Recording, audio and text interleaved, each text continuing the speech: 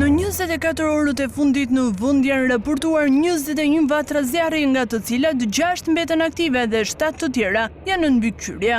Aktualisht flakët vijojnë në Palas, në Puk, në Mirdit, në Bulqiz dhe në malin e Dajtit, por fatmirësisht nuk raportohet rrezik për banesat. Në malin e Çikës mbi Palas, zjarri po përhapet në një terren të thepisur dhe është e vështirë për të aksesuar nga toka. Për shuarin e flakëve janë aktivizuar 2 aviona air traktor.